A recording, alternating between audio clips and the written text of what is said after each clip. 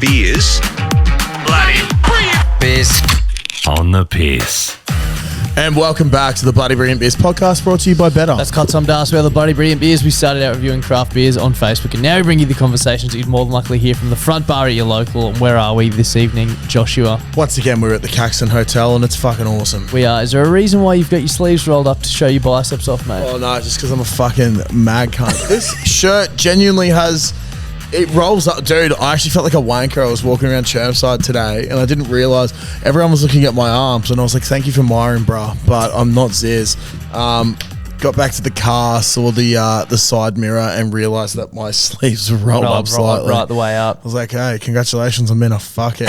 This Might is as well call myself Eden. This is our On the Piss podcast, where usually it's just Clutty and I having a chat, talking a bit of shit. We've got a very special episode today. Yes, we do. It's one that we've been looking forward to for a while. We haven't had a chance to chat to this bloke much.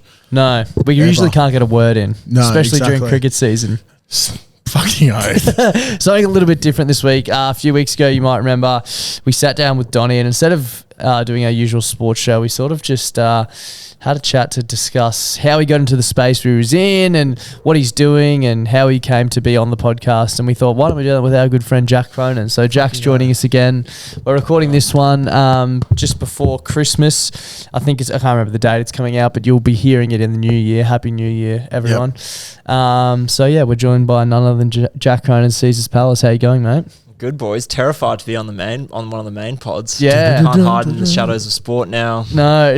Well, you could just pivot towards that. Yeah, I could if I really wanted to. I'm sure we will find things to talk about. We literally just recorded another sports show, which is going to be like our wrap up for the year, and it was our longest yet. And we had, apart from a list of great sporting moments for the year, we hadn't done much other prep. We managed to fill up an hour of our time. So it's quite crazy how much you can talk about cricket. Well, actually, it isn't. Like, there's so much going on. I felt like we wrapped ourselves up. We could have fucking. Yeah. And I know this. Oh yeah, I was biting my tongue a fair bit. And you didn't even get to fucking read out your list till right at the end. I know. I was just sitting patiently, waiting to put your hand up.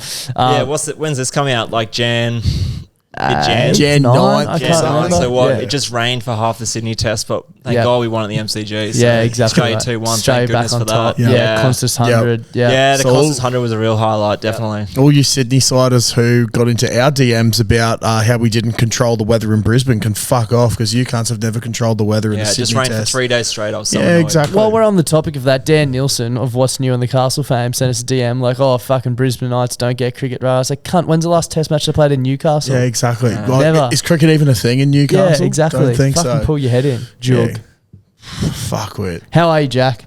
Well, excited for Christmas, which is a bit, out of date already by now. But yeah, that's right. It's all right. Yeah, it's always in our one of the hearts. great times of the year, isn't it? It is. You'll be up the coast now. I will be at Noosa again.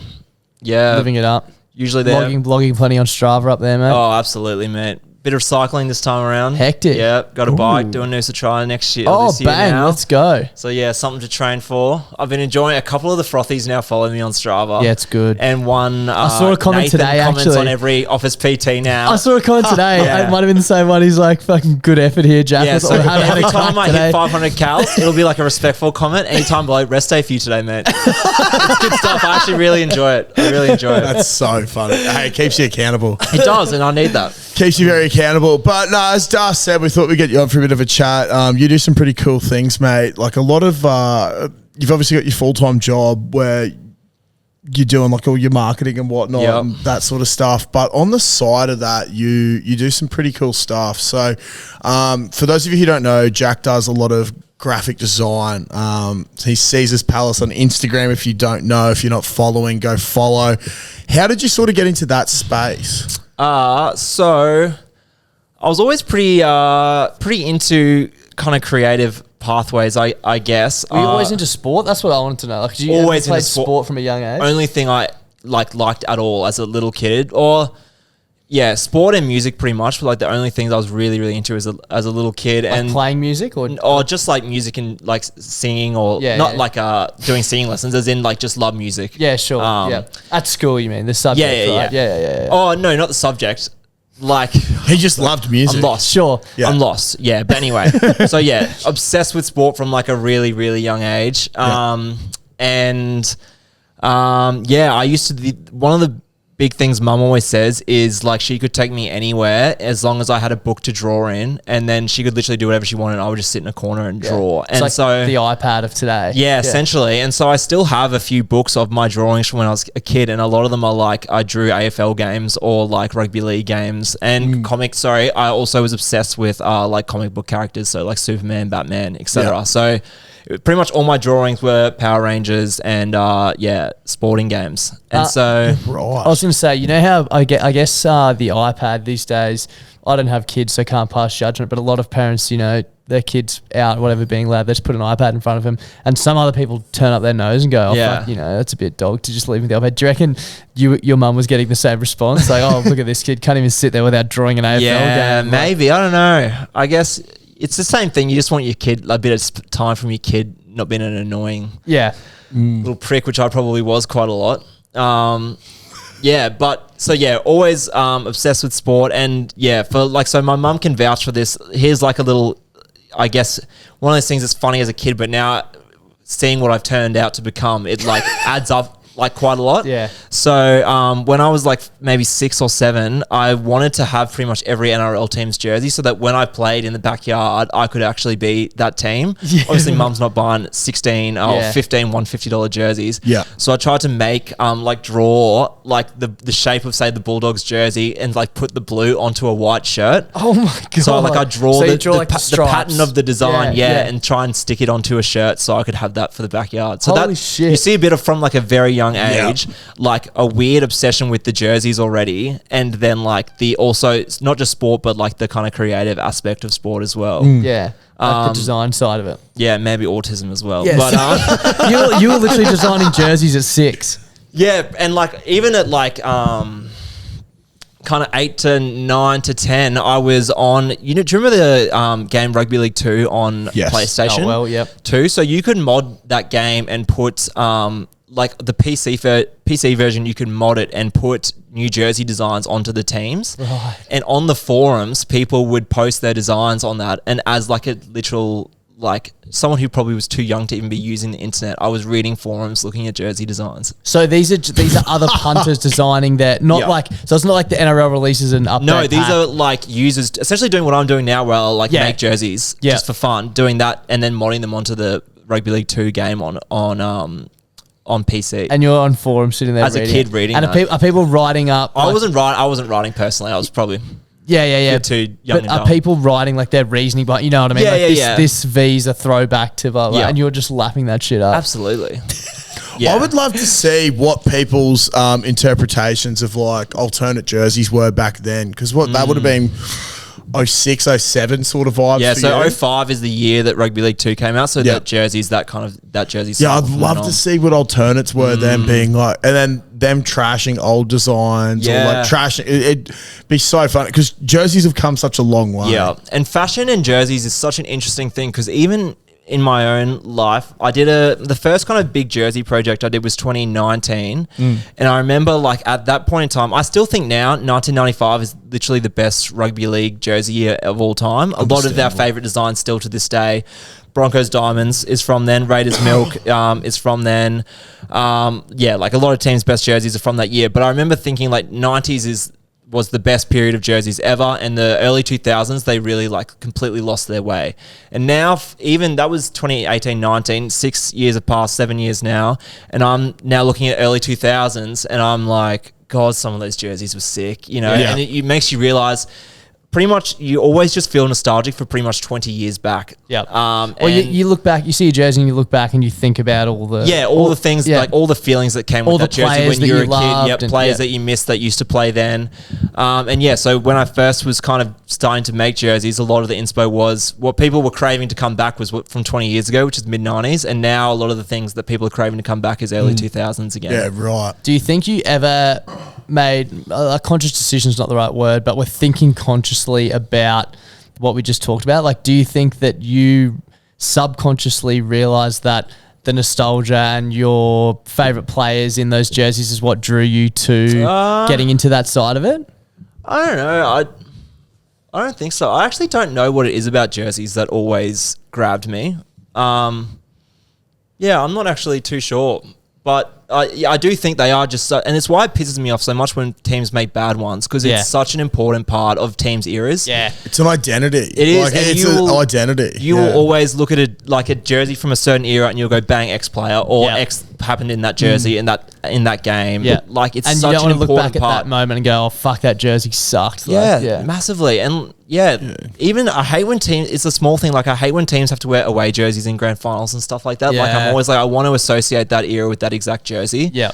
So that always annoys me as well. But sometimes it's obviously not preventable. It's also like jerseys I feel like the jersey is why you support a team a lot of the time as well. The Raiders being green is a massive part of what drew me to them. Yeah. What did draw you to them outside of that? So it's actually a bit of a funny story. I'm from Brisbane, and my parents are from Brisbane and stuff. Like I've got no links to Canberra. Oh, like my auntie lived in Canberra and stuff, but I actually have no proper links to supporting the Raiders. Clip that up. Yeah, I'm a first generation Raiders fan, we'll say. So I was born a Broncos fan, and decided to be raised as a Broncos fan. But I had a bit of a weird thing for the Raiders. We went to my auntie's wedding in Canberra when I was 6. I got some Raiders merch and stuff, and I think green is my favourite colour by a mile. Have always been drawn to it, and I just kind of had a bit of a weird affinity with them. And then on our Canberra tour for rugby in year 7, I got billeted to David Furner's family. Yep. And so he was the Raiders coach at the time. So he was our last coach before Ricky Stewart. That's so sick. So yeah, stayed with him. He took us driving in his retro Mustang and was just sick. And he actually had living with him at the time, 16-year-old Matt McKilrick, who went on to play maybe 50, 60 first grade games. He was a 16-year-old from Christchurch at that point, and I was 12 years old. It was just very impressionable kid. Gifted us all this Raiders merch, and then from then on, I was a Raiders fan. That's sick. That's a very cool story. Yeah. There was definitely mates, but probably my parents even were a bit like, this is probably just a phase for a couple of months, and then he'll come back to the Broncos. But I also just think in some kind of way that their personality as a club really suits me as a person. They're dribblers of note. And I'll get to that later, but I don't know, I love the fact that they're a small club that a lot of people don't really care about, but the ones who do, they're so passionate about it, and they kind of like the us against them mentality. You don't need to be winning premierships every second year to stay interested and devoted. No, and I also if the Raiders are ever going to have periods of success again, it's going to be a lot harder than other clubs have it. They don't get superstars who are homesick to go to Canberra. They don't get guys who want to move to Canberra for the lifestyle of the market or the third party agreements or the publicity. Guys who are there really want to be there, or they're there for the opportunity or that type of thing. And I think just as a club, and Ricky's the best at it. He's the most sentimental probably coach there is, and they are a very sentimental club, and I'm a very sentimental fan, I would say, and I wear my heart on my sleeve probably as a fan and as anything to do with sport, and the Raiders are like that a lot, and they value their history probably better than a lot of other clubs. They do it really well, and that all those type of things really resonate with me as a fan, I think. And so, and I just, also they're such an anxiety inducing club, it suits me as a fan. I think. You don't want it easy. No. But the thing is, I will get anxious about a game, even if we could win 24 games in a row and win 5 comps in a row, and I would still go into that game and oh God, but this other team's playing pretty well. We could do this, we could do that. But the Raiders just do every single week. You just don't know what they're going to give you. Here's a stat for you. Someone told me just yesterday. So of the Raiders' last 25 wins, they have scored less or the same amount of tries as the opposition in 12 or 13. So Holy pretty much shit. 50-50 of their games, they either scored less or the same amount of tries as the opposition and win. Holy shit. So that, of our 25 wins, we're getting nothing easy. Every single game makes me want to kill myself for about 35 minutes of it. But then I'm the happiest man in the world after the game. penalty goal or something. After Jordan Rapiner kicks his second field goal at 35 years old when he's never kicked a field goal before in his life. I think they kind of just, it's a perfect marriage, I would say. They suit me really well in that regard. Do you think, was there ever any other sport that, obviously we know you love cricket, but outside of cricket and rugby league, was there anything else that you No, like I loved rugby union as a kid. Like I've only played one season of rugby league NRL. Rugby league, like played at Jeeps my whole life pretty much. And so yeah, for me as a kid, I loved every sport as a kid, but rugby league and cricket are the two that have always like rain, hail or shine type thing have always been there. I got really into American sports in probably high school, especially the NBA. Don't really care that much about the NBA these days, which seems to be a bit of a common thing. The NBA's viewership down big time, ATM. But yeah, like literally all sports. Like I'm really into tennis still follow the AFL. You know, like I know all the teams, what's happening in the games and that type of thing, as much as I don't watch it that much. But then yeah, like still follow the EPL, NBA, NFL, like a lot of sport, still follow union. What do you reckon it was about the American sports that got you in high school? Oh, it was Tom Brady, easy. Yep. Yeah. Fuck easy. yeah, the swagger of the man. Yeah. So my dad. So the reason I'm a Boston sports fan. My dad went to Boston when I was a kid, when I was 10, and brought home heaps of Celtics and Patriots merch, and it was also the year they went undefeated, but then lost the Super Bowl. And then I was kind of not like into it slightly, but not really. And then it was anyone who was watched it would know it. There's a documentary called The Brady Six, which is Tom Brady being drafted pick 199 and being the he had 6 quarterbacks taken in front of him, and it's basically a story of you know, where all those quarterbacks ended up, and none of them really did anything in the league. The goat farmer. Yeah, one of them is literally a farmer. The majority of them were like high school coaches or like completely out of the league, and he went on to be the greatest of all time, and that was in like maybe 2011-ish, and from then on he was just my favorite athlete ever. So was like I was already a Pats fan, but like I was so invested in his career from then on. The storylines of American sports, like I know for me personally, is probably what drew me to it, because you just get so invested in these people that you will never, ever, ever meet in your life. Yeah. But it's just like they just do this whole like theatrics around it, and it's so good. They do that, and their docos and stuff on their sport are incredible. Australia's catching up now, but like they've been doing those 30 for 30 or NFL film docos, and like they've had guys mic'd up on field for how many years that gave you such a better insight into the game. I think the American stuff as well is like just so massive. Like they do everything so much bigger, but they also let the players be themselves, and they can wear what they want. Their personalities are huge, big time. Yeah. Which like in Australia we're still kind of learning with that type of thing, but it does make you love or hate players, and you're getting more guys like Jerome Luai, who people will hate him, and fairly so. But I think it adds to the game having people that you love and hate. Yeah, big like time. the more passionate you are about players, the more invested you are. And I think rugby league, part of the reason it's like it's really having a good moment the last probably 5-10 years is it's building superstars so well. Like we have, like there's no one in Union, Suaalii coming across now, but like Latrell, Reece Walsh, Nathan Cleary, Ponga, like those are 4 guys who are like household names everywhere. Yeah. And there's 13 of them that play against each other for Queensland and New South Wales instead of Origin. And that's the other thing, because Origin other. is just everywhere. Origin builds stars. So, like Union in Australia doesn't quite have that thing at the moment to catapult their stars. And even you're seeing it a little bit in the women's game. We're building stars in the women's game better than a lot of the other women's sport, like the AFLW or even the Super Rugby women's, because Origin gives them such a platform to like get stardom. Yeah.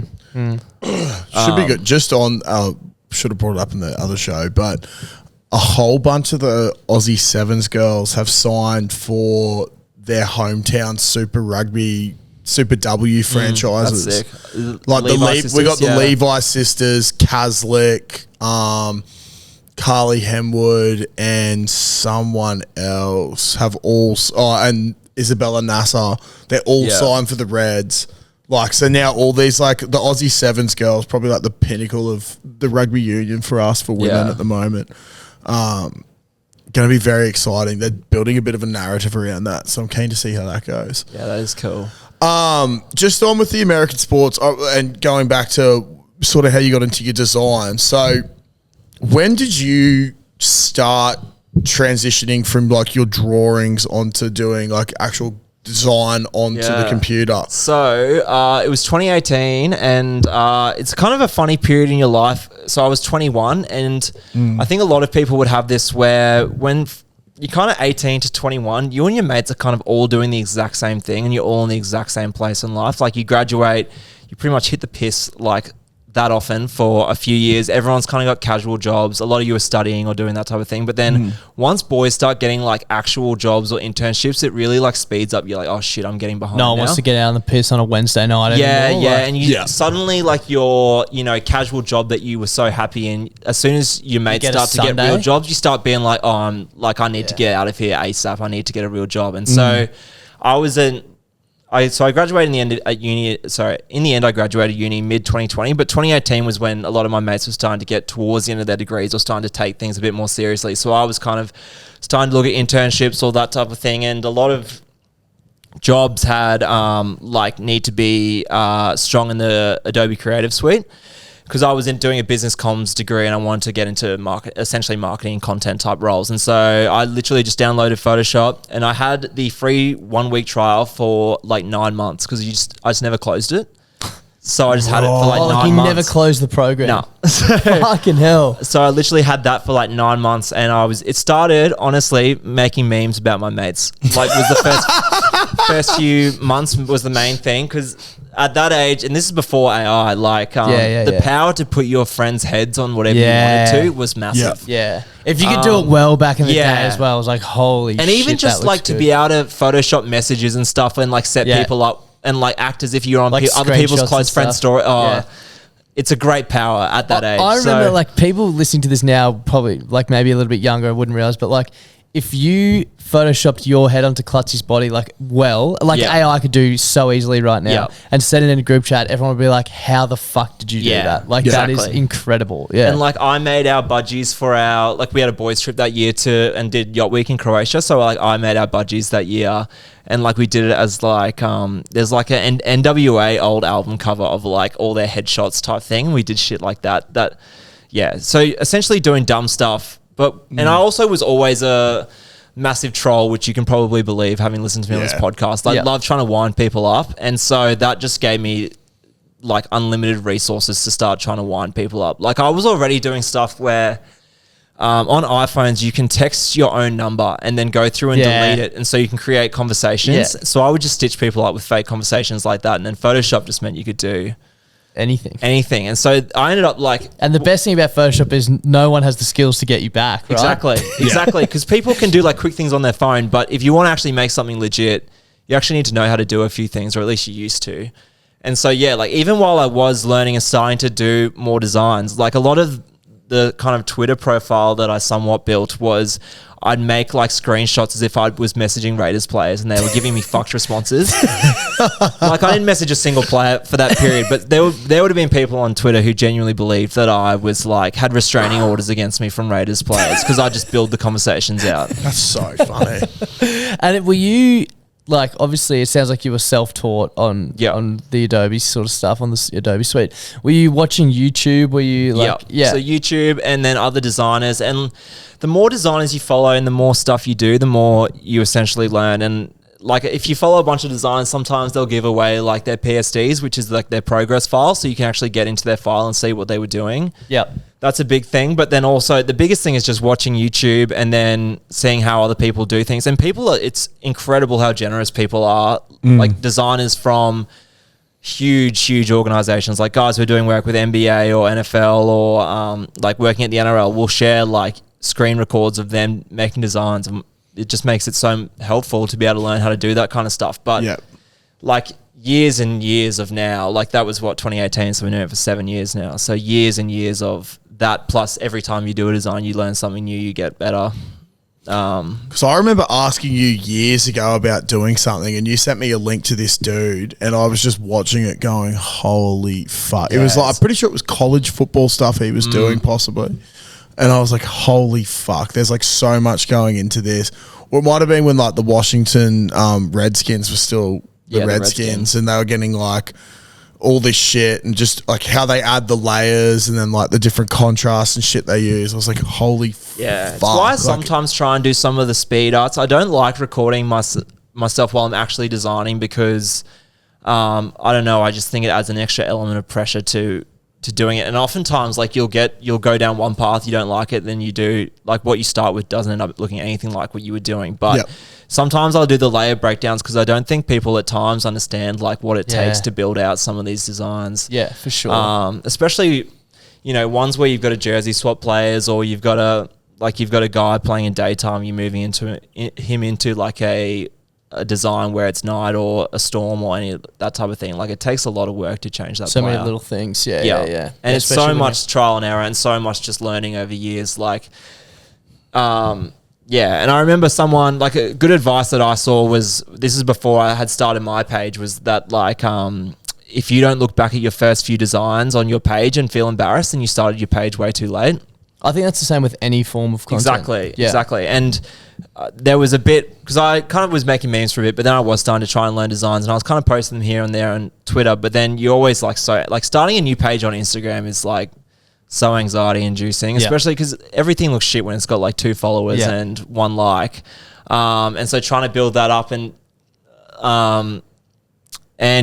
I remember then thinking, by the time I started my page, I was like, oh, this stuff's actually really good. But then now I look back at it and it's like, it was god awful. But like, hopefully if I continue to get better as a designer, like I'll look back at the stuff I'm doing now and go, fuck. Well, I think that's, like, as you said before, when I asked if you learned from YouTube, like you said, just from doing it. Like, I think that's there's not really anything in my life that I haven't got better at just by doing it. Yeah. Literally doing it. Like I see content all the time and it's like, what do all these massive content creators have in common?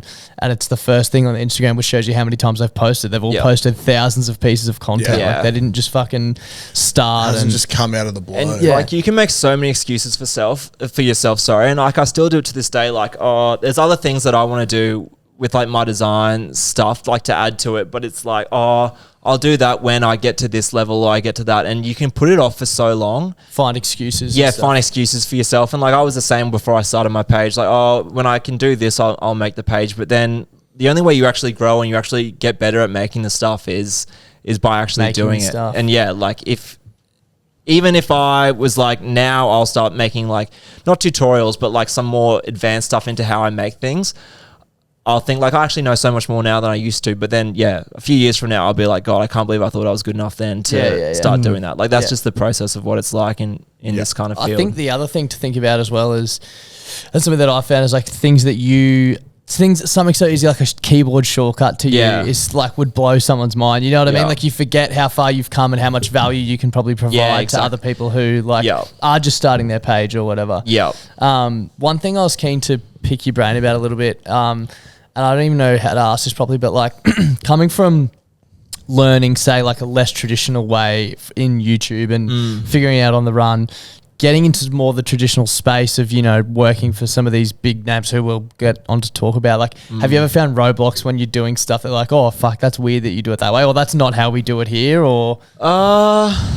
I think the hardest thing was going from just making things to people actually wanting to get you, like, to invoice you for work. Yep. And the hardest thing was like, how the fuck do you charge? Yeah. I think I literally this guy got me to do some work for him, and I literally was like, did like multiple hours work, and I was like, yeah, just transfer me like $15. And he was like, mate, like, I'm not giving you $15. And like, I think he sent me something nice or something and actually paid me a decent thing. But like trying to set yourself a wage at that time was the hardest thing in the world. And then also like trying to set up invoicing and like how you actually get running an ABN and stuff. Yeah, all that stuff, like so daunting. So that was a massive thing. And then, I guess I think working with different clients, they've all been I've been surprised how good they all are in terms of, I've never worked with someone who's just like, you make something, they're like, what the hell is that? Like, absolutely not. Like, they're always pretty happy with what it is, and then they might tweak it and I'll have feedback. But I've never worked for someone I've actually, and also never really had like a horror story of doing work for someone and they've never paid me or that type of thing. Like, I've actually been really, really lucky. That was probably the toughest thing, was trying to start invoicing people. Yeah. It's a weird feeling. Super weird. And trying to like attach a value to it. And and I'm still really uncomfortable with like doing little, like part of the reason I love only doing it as a freelance gig is I love not having to fight for clients or take on jobs that I wouldn't want to do. Like, I can be really picky with what I want to work on, given it's a side thing. and I don't have to take like little jobs from like mates where I'm just doing a little thing here or there, and I don't want to stuff it up. Like if they're like, can you design my wedding flyer or something, and I just get it completely wrong because it's not really my field, and they're like, oh, it's. But then you're like, well, I just spent 2 hours on this, which I charge so out can at you please $300. pay me? And they're like, oh, mate, like, you know. So that's what I love about doing it only as a freelance thing, is I can be really picky with that type of thing. So I've been quite lucky in that I've only really been able to work with good clients. And do jobs that you want to do. Yeah. Does the business side of it, like talking about setting up an ABN and invoice stuff, does that excite you, or are you fully just in the creative side of it? I just like making things. Yeah. And I watching scorecards. Yes. Doesn't interest me at all. And even like trying to promote yourself, like some of the stuff you have to do to get clients that you want, you have to kind of put yourself out there a bit or promote yourself a bit, or even like, I don't know, network a bit. That I've never loved doing that. Like I like being myself, or, you know, and a lot of the people that have found me, I'm just on my page, like doing my own thing. Like I don't like having to slide into people's DMs or that type of thing. I think any of the stuff apart, like all the stuff that comes with trying to get freelance work, or the stuff outside of the actual design, I've always really struggled with, definitely. Yeah.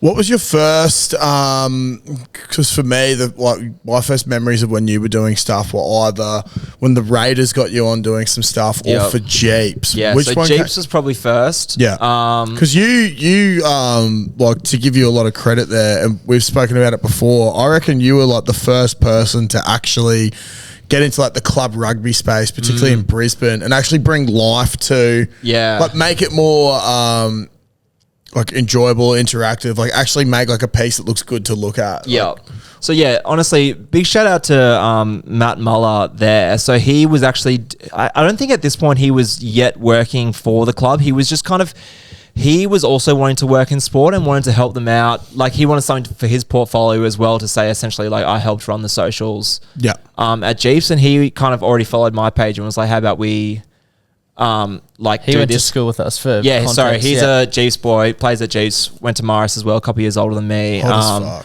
Great bloke. eyes. Yeah, oh, beautiful probably eyes. the most piercing eyes in Brisbane. Yeah. Big time. And so we were footy teammates, and he had followed the page and was like, oh, how about we do a bit of stuff for Jeeps? And like at that point in club footy, like teams weren't posting, like you couldn't see first grade teams on, you know, socials before that weekend and stuff like that. And we started doing a lot of the things that they still do now, but, you know, like big posts for players having milestone games, and like really making an effort to do the clubs for like the first grade team for that weekend, like posting the schedule every week, like stuff that's really basic and every club does now, but stuff that they weren't really doing back then. But yeah, what did I do? I think I did a full year of that for free. Hectic. Which is like, that's a lot of time. Fucking oath. My kind of advice, or not advice, but just like a caution to people wanting to work in this kind of field, you have to eat a lot of shit for a while there to get a portfolio or to get your work out there. And like for me, I did a lot of free work. And so that was one of them. But like doing that Jeep stuff, that was really good for me. And it also like, that's just another thing you can add to your resume and add to your portfolio that you can take for actual job interviews. And all that stuff that I did for free was a massive part of me getting my full-time job. Because it's, especially when I graduated mid-2020, like that's the start of COVID. Trying to get a marketing job in COVID was brutal. And like I had a good resume, like did well at uni, and was doing all this side stuff, which like not that many people were doing. And like at that point, I'd already started doing some work with the Raiders. Yeah. Had worked, like collabed with pages like NRL Roast and YKTR and all that type of thing. And I probably had like 8 or 9 job interviews before I got one. Yeah, crazy. And like I was not interviewing for good jobs. Like I was interviewing for like bottom of the barrel marketing, like entry level jobs at companies that I now think if I had have ended up there, like, you know, like 4-wheel drive part companies. And it's mate. Yeah. You wouldn't. I'm like that 18-year-old girl who goes to the mechanic and is like gets ripped off because I don't know anything about cars. Yeah, and your like passion, as we've just discussed, is literally just being creative around things that you love, and that would be so like soul sucking. Yeah, exactly. So like in a way, I'm like now glad I didn't get them, but when I do say you have to eat shit, but you are don't get taken advantage of, basically. Yeah, but it is also like while it is tough, you are also building out things that will be like beneficial for you in the long run.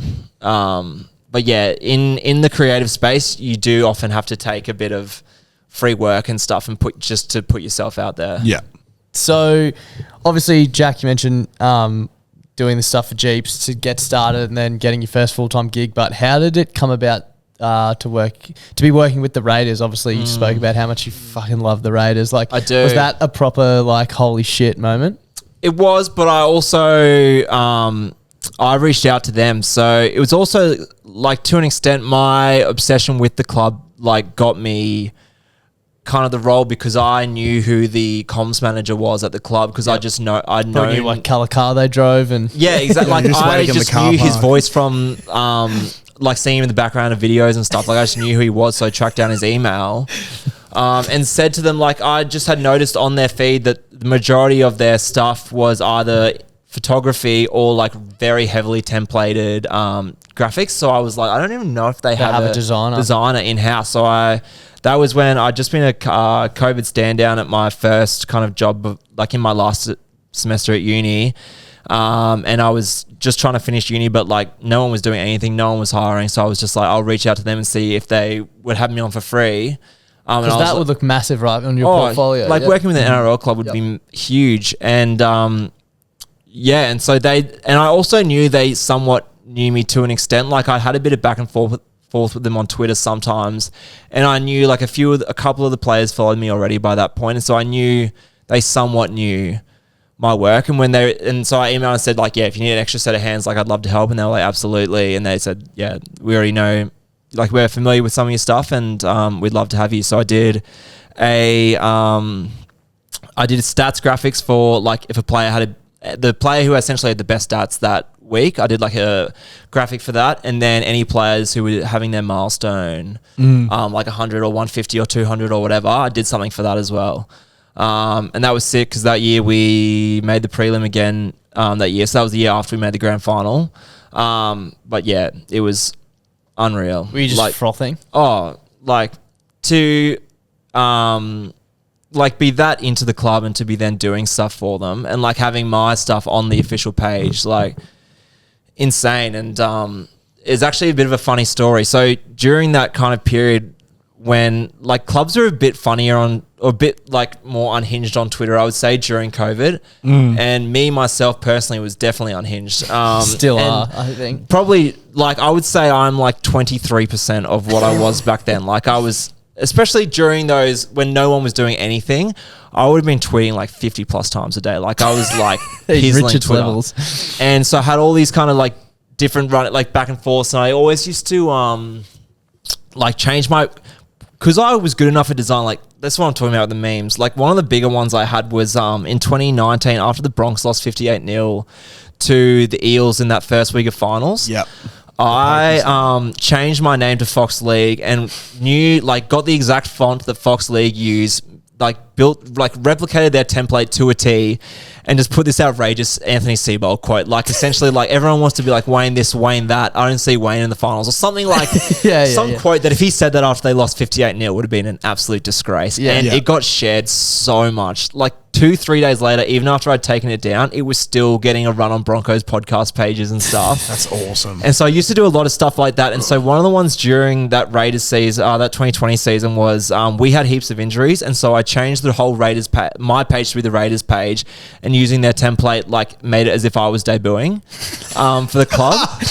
And it was like, so like Raider 370 will debut this week, like Twitter user Jack. And, and the club actually responded with a quote from Ricky Stewart saying we'd rather play with 12, which was so funny. And so when, because we had a like bit of back and forth on Twitter, they were like, when they were getting me on board, they were like, we'll actually do up an article to announce signing you. And like, it's still on the club's like website now. That's so sick. But it's like their signing template, but with me in my astronaut suit.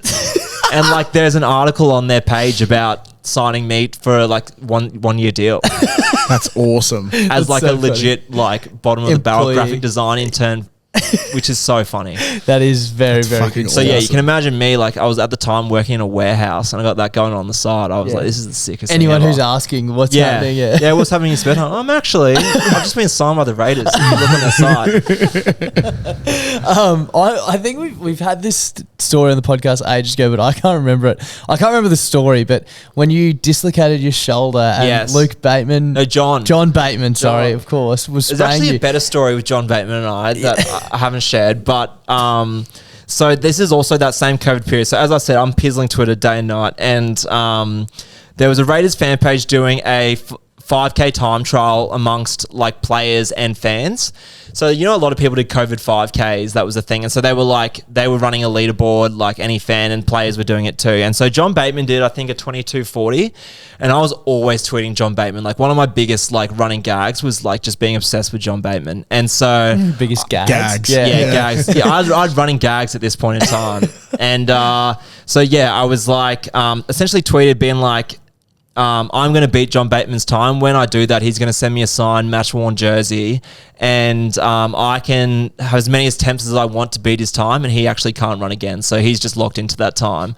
And so I ran a 5K every day for a week until I beat it, and then like tweeted a Photoshop of me on like the photo of Mal Meninga on the shoulders after the 1994 comp, my head on it with the quote from Cooper Cronk after he kicked the 2012 Origin winning field goal, where he's like, every sinew in my body came together in one perfect whole, like all this dribble. And they wrote a Canberra Times article about it. Oh So my if you- God. Like if you Google like Jack Cronin Canberra Times, like it's still there to this day. Oh my God. Hopefully it's not behind a paywall, which wouldn't be a problem It for will you. be, but you know I'll be able to get that for you. Is that the only reason you still But yeah, subscribe? like if you Google Jack Cronin Canberra Times, it's still there. That's so Green Eyed NRL fans challenge Canberra Raiders in fine. And the guy who won, like had the best time, it was like a 19 something. He got one sentence, and I had like 6 sentences about me and John Bateman. Did you get a jersey? I did, but he did me a little bit. I can't say he did me dirty because he really didn't owe me anything, but he didn't send it to me for 6 months, and he sent me a 5XL like non-player worn one, and he said, "All the best, pal, John Bateman." So he kind of alphaed me back, which was fair enough. Yeah, you get but that. he did put like, I was in his like tweeting him all day, every day, like the most outrageous stuff. So he was like a very good sport about it for many years. So Yeah. it was good stuff. And then what happened with the shoulder? Because I remember seeing. So you- yes, so he by that point, so that was late 2020. He had followed me by that point because I was so annoying, and I just tweeted that story about how I'd been having a nap with a hangover on a Sunday arvo, shoulder dislocated, and so I tweeted the photo. I think in like a hospital gown because I had to get it. They couldn't get it back in there to take me to hospital, put me under to get my shoulder back in, and like I come out from like the, you know, having the happy gas and all that, and look at my phone, and John Bateman's quote tweeted it. I mean, like, instead of having a nap, you should have been having a meal, pal. For how skinny I looked. And so yeah, that was quite funny. That's so fucking Very good chat. That's Good so chat fucking from the good. Batemans. Yeah. It was good. So yeah, Do you that still was have the jersey? I still do, yeah. So I almost wanted to get it signed by Luke Bateman on the back and just have a dual Bateman signed Raiders jersey. But it's also like such a novelty having that, Yeah. like the story behind it. I was like, I don't know if I want to Taint it. taint it. But I thought a 5XL would be ginormous, like be a dress on me. It's actually, they must just get wider, not longer. Yeah. 'Cause Yeah. it's not that long on me. There would be some players that would need it, how thick they are. Yeah, I don't know, but yeah, it was very funny. I think like it was the last thing he did before he moved back to England at the end of 2020. Like it arrived the week he flew back to England, so he was That's clearly so like, fun. I've got to fucking give this guy his jersey. Packing up his house. Yeah. Fucking hell. What am I going to do with this? Yeah, fucking hell. And So then good. from there, how did you begin to be working with the NRL? So Channel 9. Channel 9, So, sorry. Yep. So this is what I'm saying when like you eat shit for a bit, but it can lead you to good things. And so a guy who worked at Fox in around that time, he was mates with a guy in the Raiders media team, and he was looking for some extra hands for design work, and that guy put my name forward. And then so in 2021 I did like a week or two of design work for Fox, and then that guy actually ended up leaving pretty much the week I started with him. And then so he kind of was off doing other things for a bit, and then he ended up at 9 in 2022. And so when he got to 9, he was like, do you want to come across and do some more stuff for me there? So that, even though I didn't get paid with that Raiders gig, like that essentially put me in the shop window to then get this, which I've now had since midway through 2022, really. And like, even that's just a case of like good fortune, where I started just doing like big games here and there. And then the round 1 2023, someone in the 9 Now team saw one of the designs for the Storm Eels game and liked it, and then said, can we actually get him doing those for every game so that we have it on, so when you go on to 9 Now, like my art is the promo for it. Yeah. And so that meant that instead of just doing a game here or there, like I literally had to do every game. So that became... That's awesome. Since the start of 2023, unless I've been sick or away or something like that, I've done for every 9 men's game, I've done every single one, the promo, including Origin Grand Finals and the lot. It's pretty crazy to think about how many Sick. people would have had eyeballs on that. Yeah, and especially the games like the Grand Finals exclusive to 9, it's not on KO. And so all those people who don't have free to wear, who don't have to stream it through 9 Now, like they would see my stuff on So there. many people as well don't have free to wear. Yeah. Exactly. So yeah, pretty cool. And like got to do the Australian Open final as well, 2023. Have you worked on any cricket stuff? I know you've done it, No, but I don't know if it's personal stuff. tiny bit. Like I've done, they had the rights to the World Cup, the T20 World Cup at home in 2022. But they had, when did they lose the cricket? Like 20. What a tragedy that God, was. I don't even remember what year it was. But I actually miss cricket on Semi-recent. 9 so much. yeah, so 7 has had the cricket since I've been at 9. So yeah, haven't really got to do any major cricket stuff, sadly. But yeah, got to do so much Rugby league. with the NRL. Yeah, That's what dreams are made of, that sort of stuff. Yeah, fucking oath. It's pretty yeah. awesome. No, it's been very, very Pretty cool. awesome. And they're like awesome designs as well. Like you always do a good job of it. I reckon the only annoying thing would be you'd have to take out players at last minutes if they're injured, hey. Like that would be a pain in the ass. You'd be shocked. It's actually borderline less annoying than, like, less dramas than GPS first grade rugby making late game switches between Thursday night training and Saturday. Yeah. They wouldn't tell anyone. Or the like, GPS yeah, guys. or we want to surprise uni this weekend, so we're not going to name the right team. So you got to do that when you're not getting paid, it's not fun on a Friday after work. But yeah, like there's definitely been periods, and especially around Origin, when you want to promote the big names. I remember when Latrell did his calf in Origin camp last year, and he was due back every week for like 6 weeks and just kept not coming back. The Souths were on 9 every week, so every week's Latrell. You do the design on Tuesday, and Thursday pulls out. Got to go home and change it. And it's like, oh. And like the annoying thing is, a lot of designs are built around like one. Yep. Might be the whole design was based around one image of Latrell. What way they're facing and what they're doing. Like you don't just drag and drop another player in. Yeah, It's like I all don't just good. drop a new player in that exact pose. Like, yeah. So sometimes it can be really annoying. But yeah, like to be able to do that, like to have that role is freaking so good. And I do think it helps them, having someone who knows the game so well that they're not having to be like, I'm getting players wrong all the time, or I'm you using got the wrong last year's jerseys, jersey, or all that type of thing. Like all that stuff I just know, so they don't have to be like chasing me up on that type of thing, which is good. Nail the brief every time. Yeah, not every time, but Most. like a lot of the small details, I'm not getting wrong really. Yeah. Which helps, I'm which sure. would save a hell of a lot of back and forth. Hope so. Which is cash for them. Yeah, fuck yeah. Mate, tell us about your Substack as well. Is that a recent thing? Yeah, so I started that. So the first piece I wrote was about Ricky's 500th, and so that has been a real challenge this year. I would say I'm shocked at how hard it is to get people to leave the social media platform that they're on to go to another thing. But like it makes sense, I guess.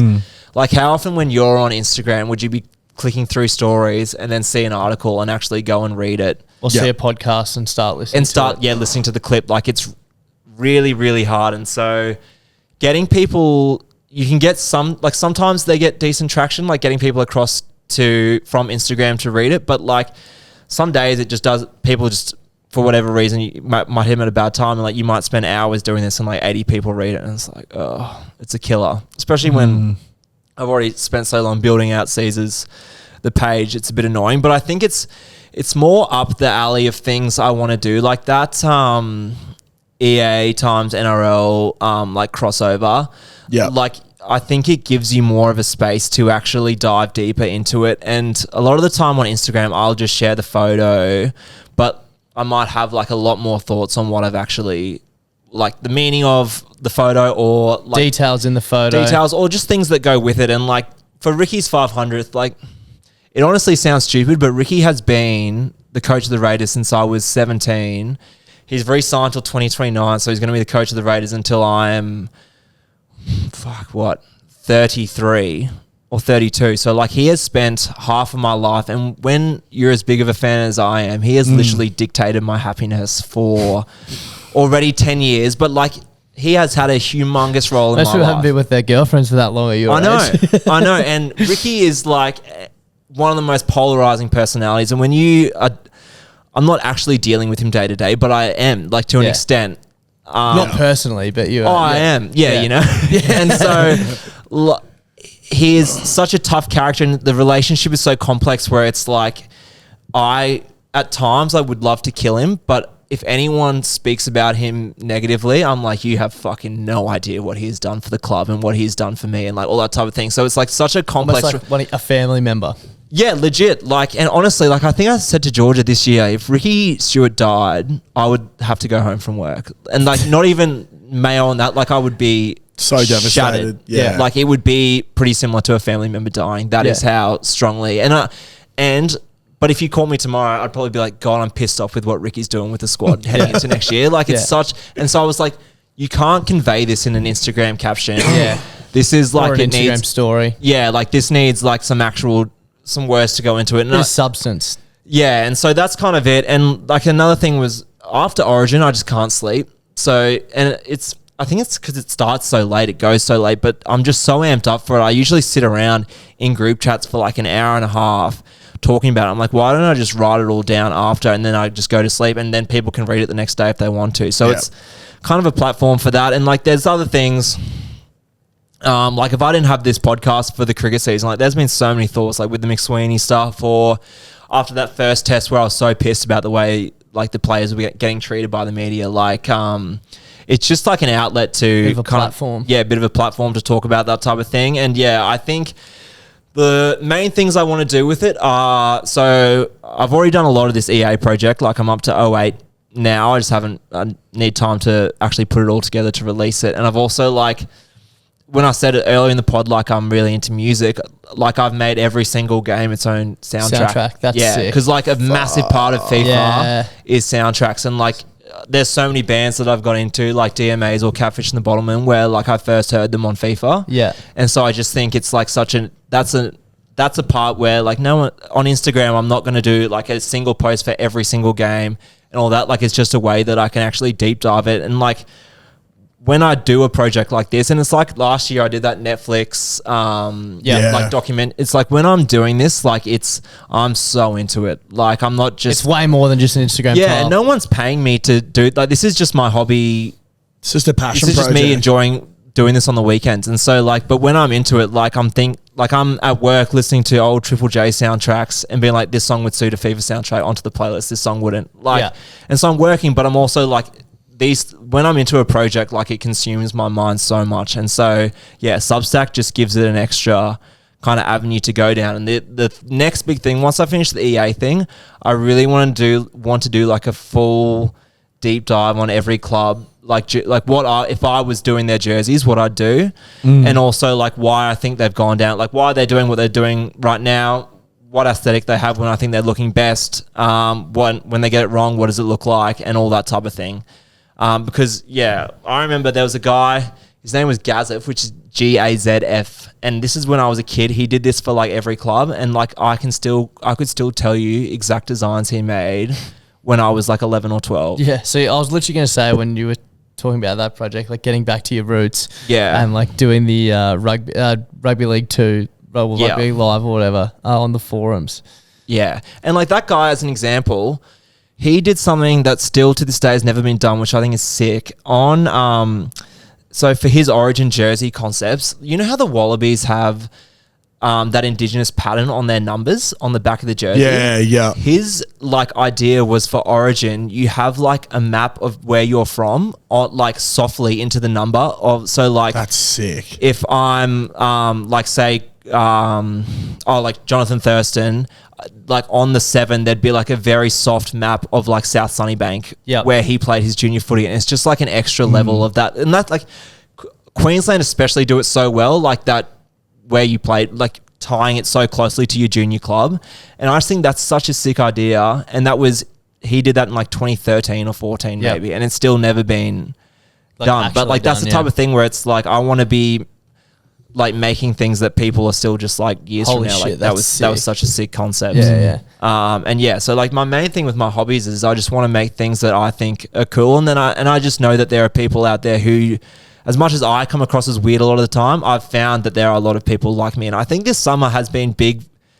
Like people are talking about jerseys a lot more than I feel like they used to. And I think social media has been awesome for like guys like Retro Rugby League or people like that, where there are other people like that who are really into it as well. It's almost like people are closet weird, but now that there's more people talking about it, and they're like, oh, there's more people like me out there. Yeah. 100%. And like I didn't meet another Raiders fan until I was like 20 in my early 20s. Yeah.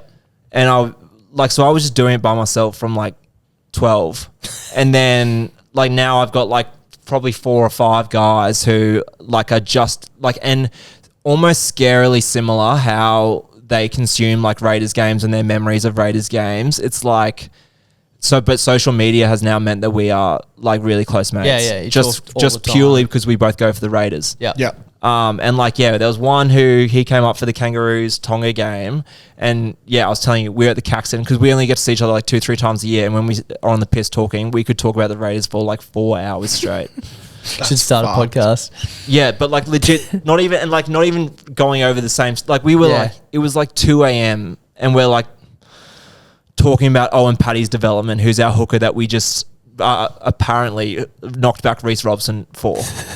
And it's like, I think at that point he's like, dude, we gotta figure some things out. It might be time to go home. Yeah, I think it's time. And that's the funny. level. Yeah, it's crazy. I think the Substack's probably a good, not example, but a good way for people to see that level and that side of it, because often it's probably pretty tricky to convey just one Instagram post. Yeah, so that's why I'm trying to build it out. And it's just once people subscribe to it, they read it, because especially like I read so many emails at work, like whether it's on your lunch break or what, you just like, if it's one that interests you, like I'll check this out. And so like I'm just like, if I can get into people's, like if people subscribe, like I think there's an audience there. But 100%, just it's a humbling, growing experience. But big time. I think it'll be worth it in the end one day. 100%, especially if you're enjoying it, mate. Like it's sure it doesn't really feel like and that's work or whatever. Yeah.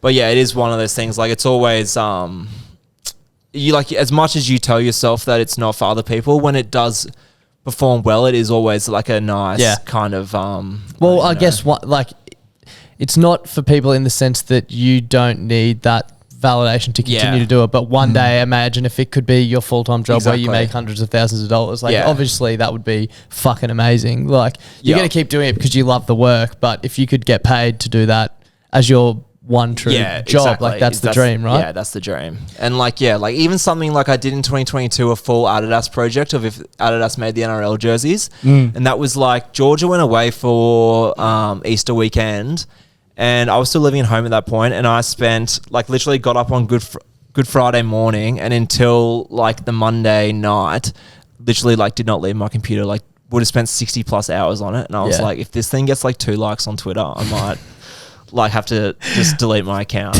But then you're also doing it because I like am enjoying doing it, but there's also always that like I will feel like I've wasted a bit of time if no one cares at all. You don't want that to all go to waste. And sometimes social media is so weird that sometimes there is an audience for it, but it just misses it for whatever reason, like whether it didn't post at the right time or whatever. So there's that's so many unknowns with it. Exactly. And that's why you've always just got to be like, you're doing this for yourself first and then that second. Yeah.